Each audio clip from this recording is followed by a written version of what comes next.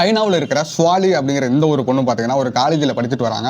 College முடிஞ்சதுக்கப்புறம் ஒரு சின்ன கம்பெனியில் வேலைக்கு சேர்றாங்க. வேலைக்கு சேர்ந்துட்டு அங்கே ஒரு பிளான் பண்ண ஆரம்பிக்கிறாங்க. ஏன்னா அடுத்தது சம்பாதிக்கணும் இல்லையா, அதுக்கு ஒரு மாஸ்டர் பிளான் பண்ணுறாங்க. அது என்ன தெரியுமா, ஒரு 20 பசங்களோட வந்து பாய் ஃப்ரெண்ட்ஸாக வச்சுட்டு அவங்களோட வந்து பேசிட்டு வந்திருக்காங்க.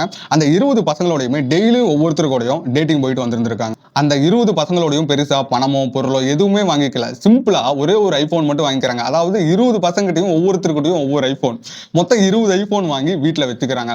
அந்த பசங்களும் சரி கிஃப்ட் தானேன்னு சொல்லி ஒவ்வொரு பர்த்டேக்கும் ஃபங்க்ஷனுக்கும் வாங்கி கொடுத்துருந்துருக்காங்க. அந்த ஐபோன்ஸ் எல்லாத்தையுமே ஒரு ரீசைக்கிள் கம்பெனிக்கு வந்து 1,20,000 யுவானுக்கு, அதாவது நம்ம ஊர் காசுப்படி பார்த்தீங்கன்னா 14 லட்சத்துக்கு வந்து வித்துடுறாங்க. வித்துட்டு சொந்தமாக ஒரு வீடே வந்து வாங்கிக்கிறாங்க. இதில் ஹைலைட் என்ன அப்படின்னா, அந்த 20 பசங்களுக்குமே தெரியாது வாங்கினது வித்தது எதுவுமே தெரியாது. ஆனால் ஒருத்தன் மட்டும் கண்டுபிடிச்சிடறான். கண்டுபிடிச்சு போலீஸ் கிட்ட சொல்லி அவங்களை அரெஸ்ட் பண்ணிடுறாங்க. இதுல என்னன்னா, அந்த பொண்ணு எப்படி ஸ்ட்ராட்டஜி யூஸ் பண்ணிருக்காங்கிறது தான். காசா வாங்கினா மாட்டிப்போன்னு சொல்லி பொருளா வாங்கி வித்திருந்திருக்காங்க. பட் அப்பயும் மிஷின் ஃபெயில் ஆயிருக்குது. இந்த வீடியோ உங்களுக்கு பிடிச்சிருந்தது அப்படின்னா நம்ம பேஜை மட்டும் ஃபாலோ பண்ணி வச்சுக்கோங்க.